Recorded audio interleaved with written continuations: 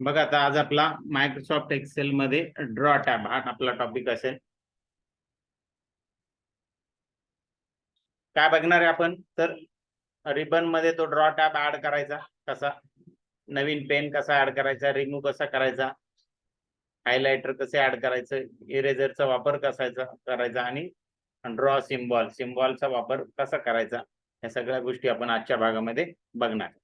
ठीक आहे, तर मग आता आपण जातोय ते आपल्या एक्सेल कडे. मी एक्सेल ओपन करतोय आणि आपल्याला एक रेफरन्स फाईल दिलेली आहे, ती फाईल मी ओपन केली. बघा ही फाईल तुम्हाला दिलेली आहे आणि त्या फाईल मध्ये तुम्ही काम करायचे, तुम्हाला त्याच्यामध्ये सूचना दिलेल्या आहे प्रोसेस फोलिओ मध्ये त्या पद्धतीने.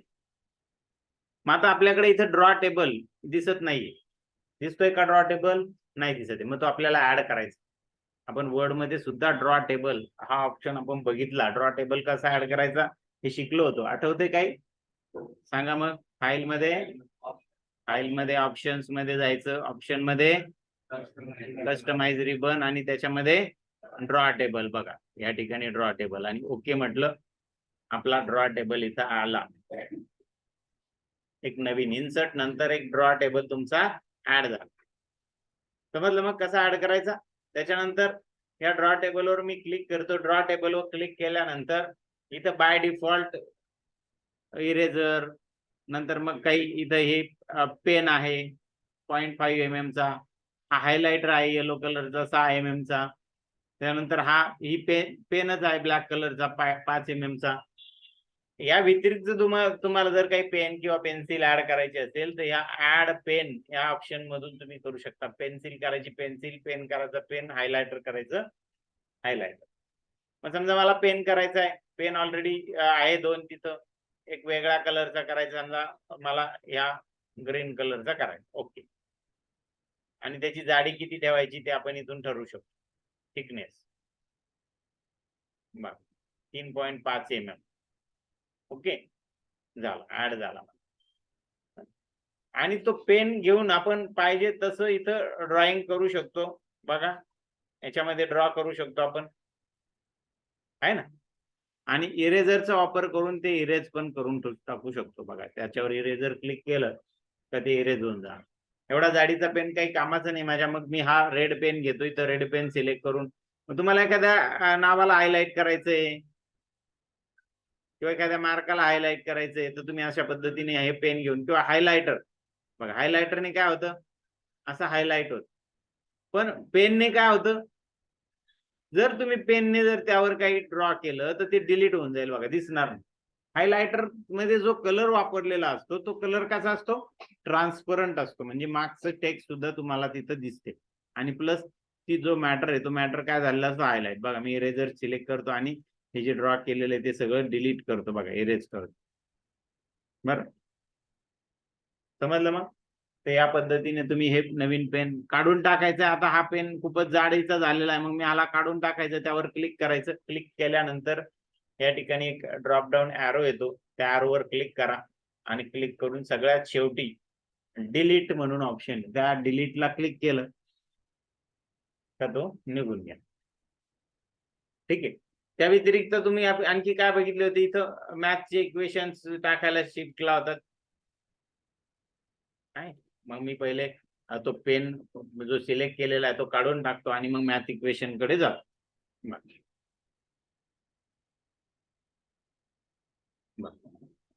आता माझा कोणताही, तुमचा जर पेन सिलेक्ट असेल तर मॅथ इक्वेशन तुमचं ऍक्टिव्हेट होणार नाही. ते ऍक्टिव्हेट नसेल तर समजून घ्यायचं की आपलं काय पेन सिलेक्ट आहे. मी इंक टू मॅथ असं म्हटलं आणि क्लिक केलं. इथं माझा कर्सर ज्या सेल मध्ये असेल त्या सेल मध्ये माझं इक्वेशन येईल. बघा मी इथं क्लिक करतोय आणि मग मी इथं देतो. मग मला पायचं चिन्ह ड्रॉ करायचंय तर मी पायचं चिन्ह इथं ड्रॉ करतोय. बघा पायचा वर्ग आर झाला, तो त्याला आर समजला. मग तुम्ही परत क्लिअर करू शकता, पुन्हा ड्रॉ करा पाय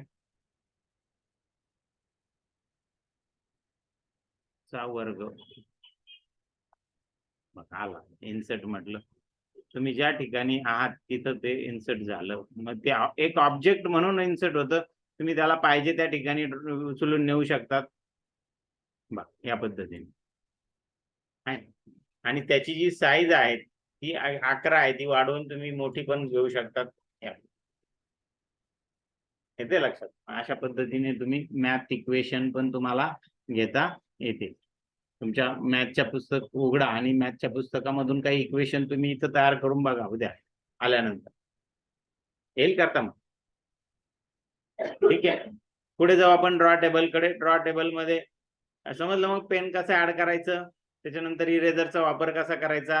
आता हे ड्रॉ काय आहे, तर हे ड्रॉने आपण असे ड्रॉ करू शकतो. म्हणजे जो पेन सिलेक्ट केलेला आहे ते इरेजरने इरेजर इरेज करू शकतो, जे ड्रॉ करून टाकलेलं आहे ते. तर असा आपला ड्रॉ टेबल. आणि हा नको असेल आपल्याला तर डिलीट करायचं, तर तुम्हाला सांगितलं पेन कसा डिलीट करायचा. आता मला हा पुन्हा ड्रॉ टेबल इथून काढून टाकायचा. पुन्हा मी काय कमांड देणार, फाईल मध्ये जाणार, ऑप्शन मध्ये जाणार, ऑप्शन मध्ये कस्टमाइज रिबन म्हणणार आणि त्याच्यामध्ये ड्रॉ टेबलच्या पुढची जी टिक मार्क आहे ती मी काय करून टाकणार, काढून टाकणार. हे बघा इथं ड्रॉ टेबल, याची टिक मार्क मी काढून टाकली. ओके म्हटलं, माझा इथून ड्रॉ टेबल काय झाला, नाहीसा झाला. ठीक आहे. आणि मग तुम्हाला जी काही प्रोसेस फोलिओ दिलेला आहे, तो प्रोसेस फोलिओ पूर्ण झाला का तुम्ही ती फाईल तुमच्या नावाने सेव्ह करायची आहे. आणि सेव्ह झाल्यानंतर ती प्रोसेस फोलिओ मध्ये तुम्हाला तुमच्या इरामधून अपलोड करायची. ठीक आहे, समजलं. मग या सगळ्या गोष्टी आपण बघितल्या ह्या ड्रॉ टेबलच्या बाबत. तुम्हाला प्रॅक्टिकल काय दिलेलं आहे, प्रोसेस फोलिओ काय दिलेला आहे, दिलेलं आहे बघा. एक्सेल ओपन केले, एक्सेल मध्ये ड्रॉ टेबल दिसत नाही, तो ऍड करायचा आहे तुम्हाला.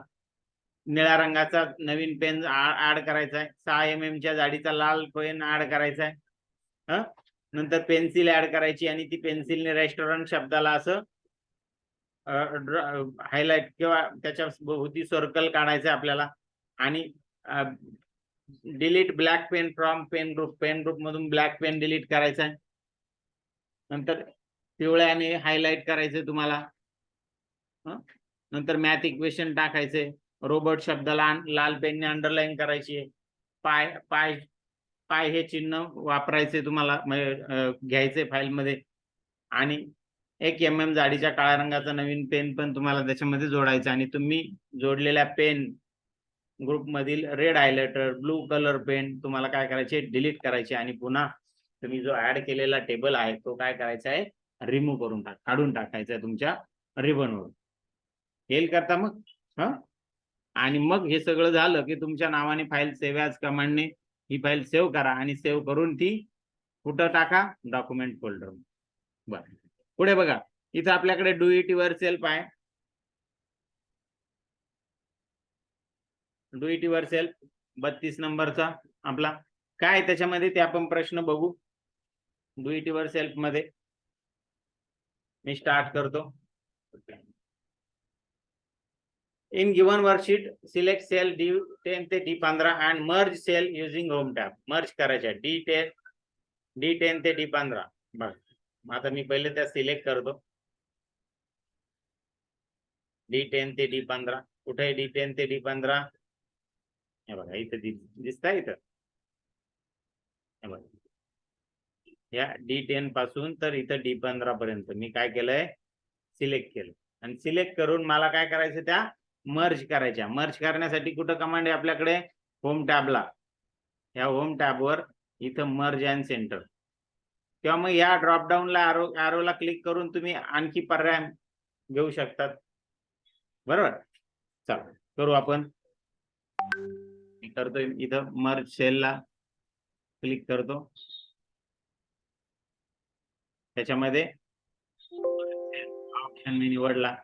जसं मी मर्ज सेल मध्ये निवडला इथं त्या मर्ज झाल्या आणि आपण काय केलं, सबमिट केलं.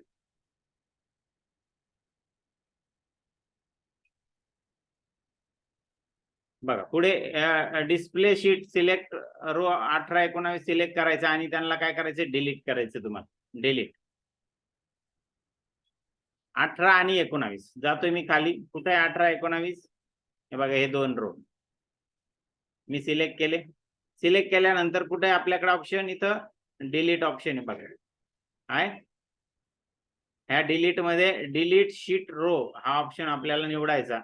आणि तो निवडून जे सिलेक्ट केलेले रो आहे ते काय होतील, डिलीट होतील. बघा हे 2 रो सिलेक्ट केले बघा, 18 आणि 19 आहे का नाही.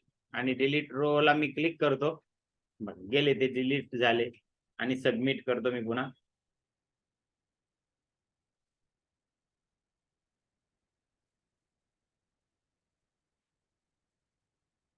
In the given worksheet, select text Ring Road Mumbai and apply natural style. Neutral style आपल्याला त्याला निवडायची. बघा पुढे दिसेल, हे बघा रिंग रोड मुंबई. बघा सेल स्टाईल इथं ऑप्शन आहे बघा, याला क्लिक करा. याच्यात पुढे ती स्टाईल बघू, स्टाईल बघा या ठिकाणी काय झाली, त्या सेलला ती स्टाईल लागू झाली. सबमिट म्हटलं आणि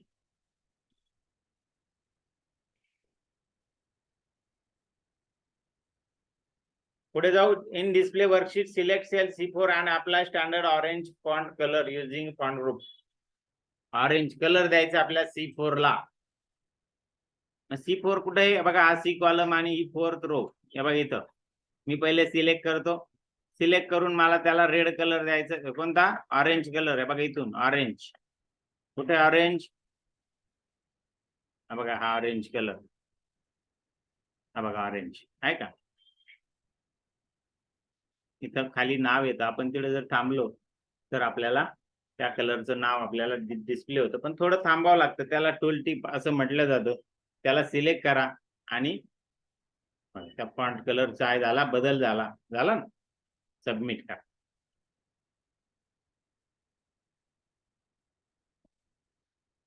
त्याच्यानंतर पुढचा प्रश्न आहे, नाही संपले प्रश्न, नाही आहे प्रश्न. In the given worksheet select row number 9 and change its font size 12 using home tab. 12 size करायची आपल्याला रो नंबर 9 ची. रो नंबर 9 सिलेक्ट करायचा आपल्याला. हा इथं रो नंबर 9 मी सिलेक्ट केला, त्याची फॉन्ट साइज इथून मी सिलेक्ट करतोय, कोणती घ्यायची, 12 आणि सबमिट करा.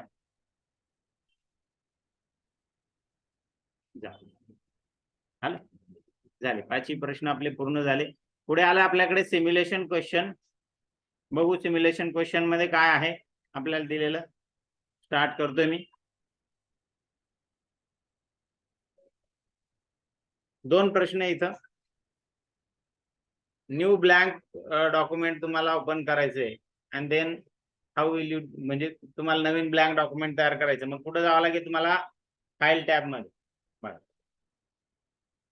फाईल मध्ये जावं लागेल. फाईल मध्ये कोणती कमांड इथं, न्यू.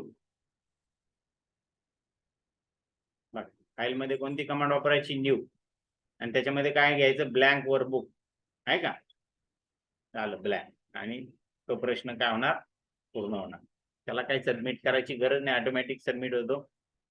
मर्ज करायचे असेल, मर्ज अँड सेंटरचा उपयोग करून हेडिंग किंवा टायटल ज्या सेल ज्या आहे त्या मर्ज करायच्या आहे. नाही बघा इथं सिलेक्शन ऑलरेडी केलेलं आहे, लक्षात घ्या. हे बघा त्यांनी आपल्याला सिलेक्ट करून दिलेलं आहे, इथून तर इथपर्यंत पूर्ण या सेल सिलेक्ट आहे. आता फक्त आपल्याला मर्ज कमांड वापरायची आहे. बघा इथं मर्ज कमांड, या ड्रॉप डाऊन ॲरोला तुम्ही काय करा, क्लिक करा आणि ड्रॉप डाऊन ॲरोला क्लिक करून मर्ज अँड सेंटर, एक मर्ज अँड सेंटर सुद्धा तुम्हाला वापरता येईल. मग मी क्लिक करतो इथं, झालं पूर्ण झाला. क्लिक केलं तरी पूर्ण झाला.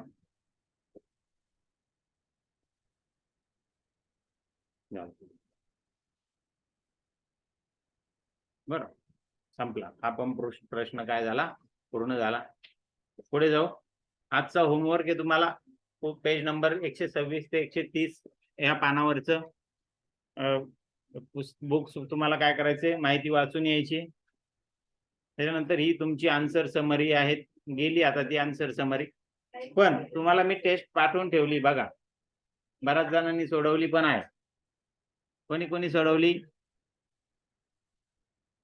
हा टेस्ट नाही पाठवली तर टेस्ट हे लेक्चर झाल्यानंतर तुम्हाला येईल, लक्षात घ्या. लेक्चर पूर्ण झाल्यानंतर तुम्हाला टेस्ट येईल, ती टेस्ट तुम्ही सोडवा. सोडवल्यानंतर तुम्ही या पद्धतीने ती समरी तयार करा आणि मग ती इरा तुम्ही सोडवायला घ्या. हे लक्षात? ठीक आहे. कोणाला काही अडचण याच्यामध्ये? तर मग आपण इथं आज थांबतोय.